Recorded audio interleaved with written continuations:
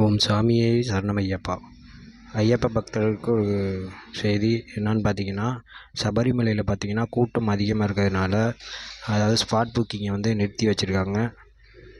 அந்த ஒரு நியூஸை தான் இப்போ நான் உங்களுக்கு சொல்ல போகிறேன். அது என்னங்கிறத சொல்கிறேன் வாங்க.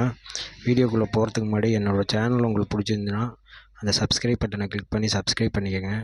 கூடவே பெல் ஐக்கான் இருக்கும், அதையும் கிளிக் பண்ணி ஆளுங்கிற நோட்டிஃபிகேஷன் செட் பண்ணிக்கங்க. அப்போ தான் நான் போகிற வீடியோட அப்டேட் உங்களுக்கு வரும். ஓகே.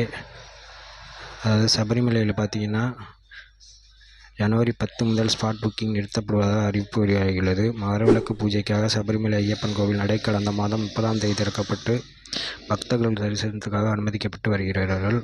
இந்த ஆண்டு நடை திறக்கப்பட்டது முதலே வரலாறு காணாத வகையில் பக்தர்கள் கூட்டம் மலை மோதுகிறது.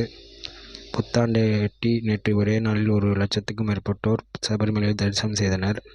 பம்பை முதல் சன்னிதானம் வரை 5 கிலோமீட்டர் தூரத்திற்கு நீண்ட வரிசையில் பக்தர்கள் காத்திருக்கின்றனர்.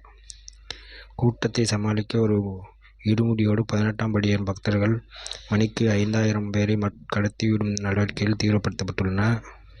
பக்தர்கள் வருகை அதிகரிப்பை தொடர்ந்து பக்தர்களுக்கு தேவையான பாதுகாப்பு ஏற்பாடுகள் செய்யப்பட்டுள்ளன. இந்நிலையில் சபரிமலையில் வரும் பக்தர்கள் ஆங்காங்கே ஸ்பாட் புக்கிங் செய்து தரிசனம் செய்வது ஜனவரி 10 முதல் நிறுத்தப்படுவதாக அறிவிக்கப்பட்டுள்ளது. மகரவிளக்கு ஜோதியின் போது கூட்ட நெரிசலை தவிர்க்க திருவாங்கூர் தேவஸ்வம் போர்டு நடவடிக்கை எடுத்துள்ளது.